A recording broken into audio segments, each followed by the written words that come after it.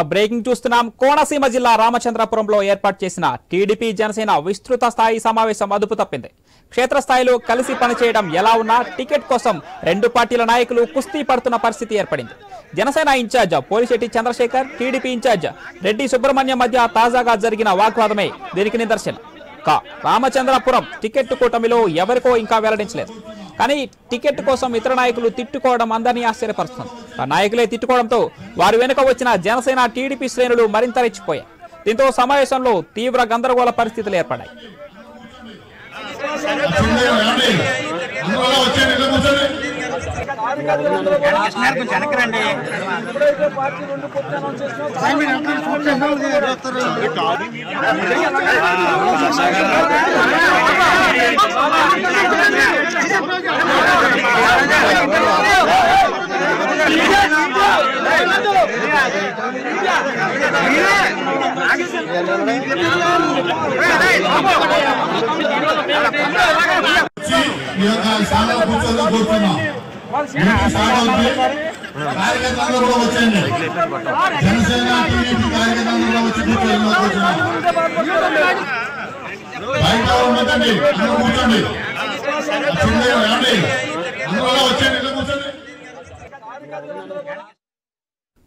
కోనసీమ జిల్లా రామచంద్రపురంలో ఏర్పాటు చేసిన టీడీపీ జనసేన విస్తృత స్థాయి సమావేశంలో అదుపు తప్పింది.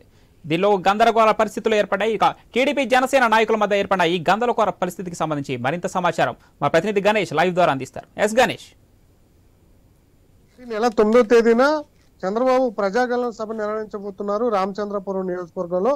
ఈ సభ ఏర్పాట్లకు సంబంధించి తెలుగుదేశం జనసేన శ్రేణులు ఇవాళ విస్తృత స్థాయి సమావేశం ఏర్పాటు చేసుకోవడం జరిగింది. దాంట్లో భాగంగానే టికెట్ అంశంలో ఇప్పటి వరకు టీడీపీ అధినేత చంద్రబాబు గాని పవన్ కళ్యాణ్ గాని రామచంద్రపురం నియోజకవర్గానికి అభ్యర్థిని ఖరారు చేయలేదు. ఇదే నేపథ్యంలో ఇరు నాయకులు పోటీ పడుతున్నారు. విస్తృత స్థాయి సమావేశంలో మీడియా అదేవిధంగా ఇరువురి పార్టీ కార్యకర్తలు ఎదుటే ఇద్దరు కీలక నేతలు తిట్టుకున్నటువంటి సందర్భం మనం విజువల్స్ లో చూడొచ్చు. తెలుగుదేశం పార్టీ నుంచి రెడ్డి సుబ్రహ్మణ్యం ప్రస్తుతం ఇన్ఛార్జ్ గా ఉన్నారు. జనసేన పార్టీ నియోజకవర్గం నుంచి రామచంద్రపురం నియోజకవర్గం నుంచి పోలిశెట్టి చంద్రశేఖర్ ఉన్నారు. చంద్రశేఖర్ తో అదే విధంగా రెడ్డి సుబ్రహ్మణ్యం ఇద్దరు కూడా వాగ్వాదానికి దిగడం జరిగింది.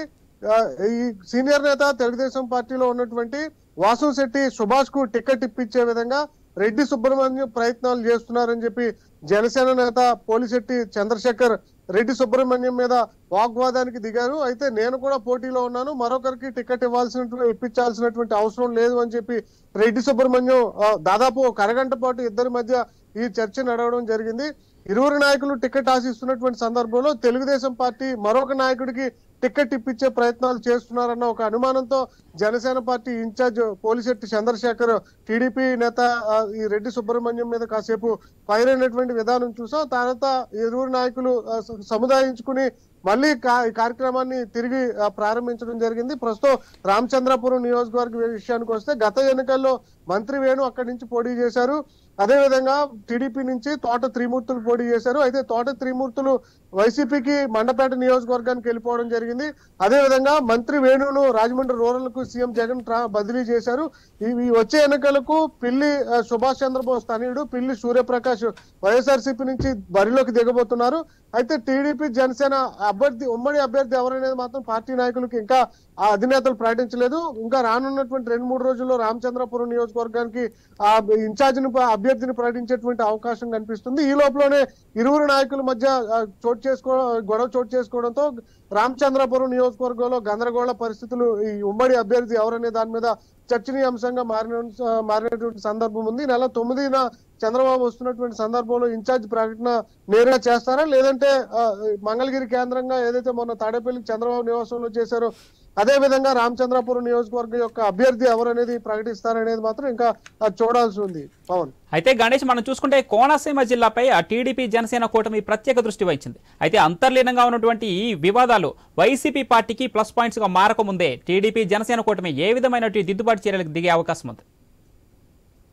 ఇప్పటికే మనం చూస్తున్నాం కోనసీమ జిల్లా అనేది చాలా ప్రత్యేకత అని చెప్పాలి. ఎందుకంటే అంబేద్కర్ పేరు మార్చిన తర్వాత కోనసీమ జిల్లాలో అధికార వైసీపీకి కొంత ఇబ్బందికర పరిణామాలు ఎదురవుతున్నాయని చెప్పి చాలా మంది భావించారు. కానీ ఆ పరిస్థితులకైతే తెలుగుదేశం జనసేన కూటమి యొక్క కొన్ని విభేదాలు వైఎస్ఆర్సీపీ అనుకూలంగా మార్చుకునే అవకాశం కనిపిస్తుంది. ఎందుకంటే ఆ అసెంబ్లీ అమలాపురం అసెంబ్లీకి సంబంధించి ఇప్పటి వరకు ఇరు పార్టీల అధినేతలు ఎవరు కూడా ప్రకటించినటువంటి సందర్భం కనిపిస్తుంది.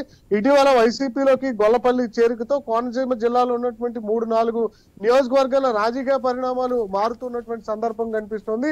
వీటన్నిటిని కూడా బేరీజు వేసుకునే అధినేతలు ఈ చర్యలు తీసుకుంటూ ఉన్నారు. ఎందుకంటే పార్లమెంట్ సెషన్స్ ఏవైతే ఈ స్థానం కూడా చాలా ఇంపార్టెంట్ అని ఇరు పార్టీలకి చెప్పాలి. ఎందుకంటే పార్లమెంటు స్థానాలను ఎక్కువగా గెలుచుకోవాలని చెప్పి ఇరు పార్టీలు భావిస్తున్నాయి.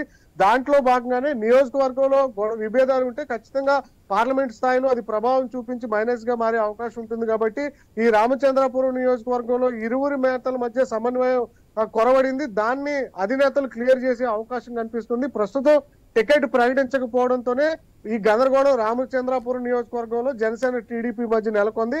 ఒకవేళ టికెట్ ప్రకటించిన తర్వాత ఒకరికొకరు మద్దతు పలుకుని సహకరించుకునేటువంటి సూచనలు అయితే కనిపిస్తున్నాయి. Pawan, right, thanks for the updates Ganesh.